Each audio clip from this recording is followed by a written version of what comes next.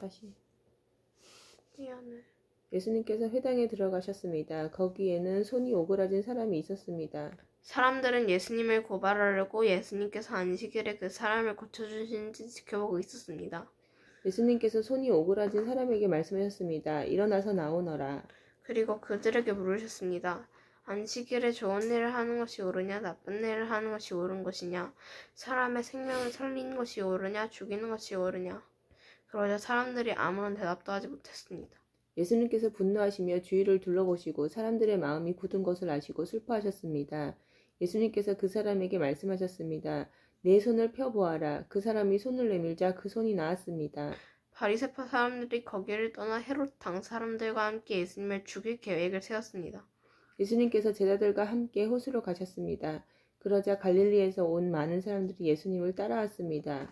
그리고 유대와 예루살렘과 이두메와 요단강 건너편 두로와 시돈 지방에서도 많은 사람들이 예수님을 행하신 일을 대한 소문을 듣고 찾아왔습니다. 예수님께서는 몰려드는 사람들이 너무 많아 제자들에게 배를 준비하라고 말씀하셨습니다.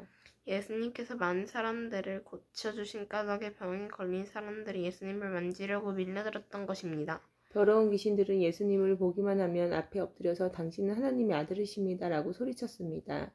그러나 예수님께서는 귀신들이 예수님을 드러내지 못하도록 그들을 엄하게 꾸짖으셨습니다.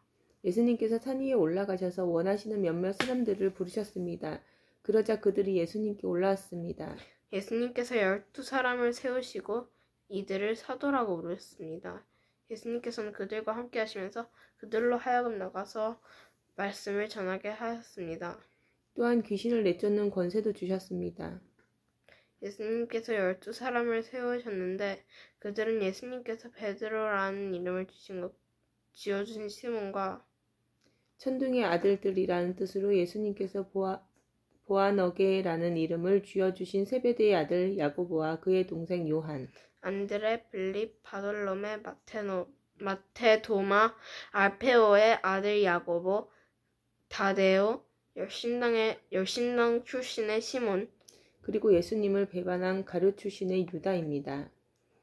예수님께서 집에 오시자 다시 많은 사람들이 모여들었습니다.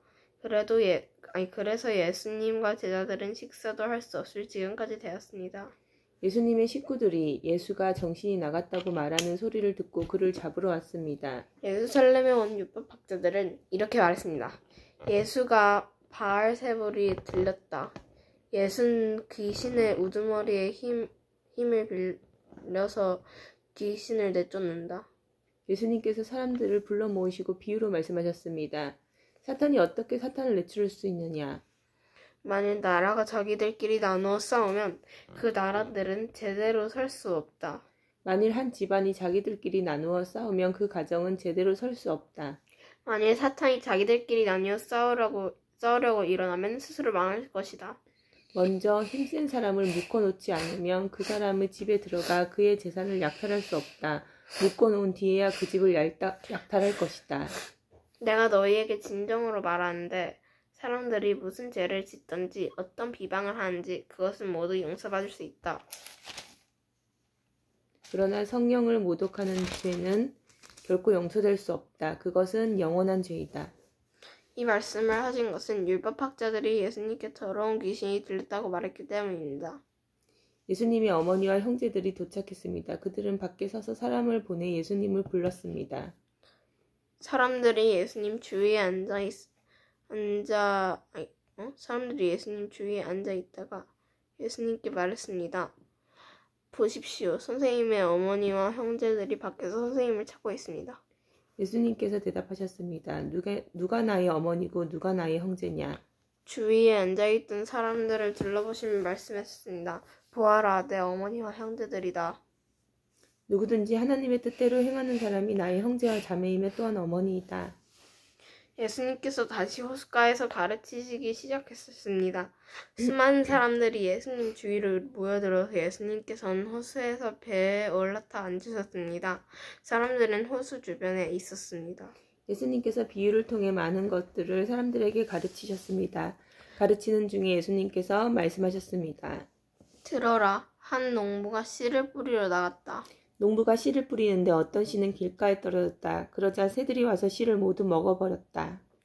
어떤 씨는 흙이 거의 없는 돌무더기에 떨어져 곧 자랐으나 땅이 깊지 않았다. 해가 돋자 싹이 말랐고 뿌리가 없어서 시들어버렸다. 또 다른 씨는 가시덤불 속에 떨어졌다. 가시가 싹에 자라지 못하게 했기 때문에 싹은 열매를 맺지 못했다. 또 다른 씨는 좋은 땅에 떨어졌다. 싹이 나고 자라서 열매를 맺어 어떤 것은 30배, 어떤 것은 60배, 어떤 것은 100배의 열매를 맺었다. 예수님께서 들을 귀 있는 자여 들어라 하고 말씀하셨습니다. 예수님께서 혼자 계실 때 12제자들과 예수님 주변에 있는 사람들이 이 비유에 대해서 여쭈었습니다. 예수님께서 말씀하셨습니다. 너희에게는 하나님 나라의 비밀을 알 수 있게 하였지만 밖에 있는 사람들에게는 모든 것이 비유로 주어진다. 이는 그들이 보기는 보아도 알지 못하고 듣기는 들어도 깨닫지 못하게 하여 돌이켜 용서받지 못하게 하기 위함이다. 예수님께서 사람들에게 말씀하셨습니다. 너희가 이 비유를 이해하지 못하느냐? 그렇다면 어떻게 다른 모든 비유를 이해하겠느냐? 농부는 말씀을 뿌린다. 길가에 말씀에 떨어졌다는 것은 하나님의 말씀을 들었으나 곧 사탄이 와서 그 부러진 말씀을 빼앗는 사람을 말한다. 돌무더기에 씨가 떨어졌다는 것은 말씀을 들을 때 기쁨으로 즉시 받아들이지만 속에 뿌리가 없어 오래가지 못하고 말씀 때문에 환난이나 박해가 일어나면 곧 넘어지는 사람이다. 가시덤불에 씨가 떨어졌다는 것은 말씀을 듣지만 세상의 염려와 재물에 대한 유혹과 그 밖에 여러 가지 욕심이 말씀을 가로막아서 열매를 맺지 못하는 사람이다. 좋은 땅에 씨가 떨어졌다는 것은 말씀을 듣고 받아들여 30배, 60배, 100배의 열매를 맺는 사람이다. 예수님께서 그들에게 말씀하셨습니다. 등불을 침대 아래나 죗밥 밑에 두겠느냐? 등장대 위에 두지 않겠느냐? 숨긴 것은 나타나고 비밀은 드러나게 마련이다. 들을 귀 있는 사람은 들어라. 예수님께서 그들에게 말씀하셨습니다. 너희가 듣는 것을 마음에 새겨라. 너희가 다른 사람에게 주는 만큼 너희가 받을 것이며 그 외에도 더 주실 것이다. 가진 사람은 더 받을 것이고 가지지 못한 사람은 가진 것마저도 빼앗길 것이다. 예수님께서 말씀하셨습니다. 하나님 나라는 밭에 씨를 뿌리는 농부와 같다. 밤낮으로 자고 일하는 동안 씨가 싹이 나고 자란다. 사람은 그것이 어떻게 자라는지를 알지 못한다. 땅은 저절로 열매를 맺게 한다. 먼저 싹이 나고 다음에는 이삭이 나오고 마침내 나달이 여문다. 폭식이 익으면 농부가 와서 낫으로 그것을 거두어 들인다. 그것은 추수 때가 되었기 때문이다. 예수님께서 말씀하셨습니다. 하나님 나라를 무엇에 비틀 수 있을까? 우리 비유로 설명을 할까? 하나님 나라는 겨자씨와 같다. 겨자씨를 밭에 심을 때는 밭에 심는 씨앗 중에서 가장 작다. 그러나 심긴 후에는 그 어떤 작물보다 더 크게 자란다. 커다란 가지를 내어 하늘의 새들이 그 그늘에 둥지를 틀 정도가 된다. 예수님께서는 많은 비유를 사용하여 사람들이 알아들을 수 있도록 말씀하셨습니다. 비유가 아니면 말씀하지 않으셨으나 제자들에겐 따로 모든 것을 설명해 주셨습니다. 그날 저녁이 되자 예수님께서는 제자들에게 말씀하셨습니다. 호수 건너편으로 가자. 그래서 제자들은 사람들을 남겨두고 예수님께서 배에 타고 계신 그대로 모시고 갔습니다. 주위에 있던 다른 배들도 따라갔습니다. 그때 매우 강한 바람이 불어와서 파도가 배 안으로 덮쳐 들어왔고 우리 배 안에서 차게 되었습니다. 예수님은 배 고물에서 베개를 베고 주무시고 계셨습니다. 제자들이 와서 예수님을 깨우면서 말했습니다. 선생님, 우리가 죽게 되었는데 돌아보지 아니하십니까?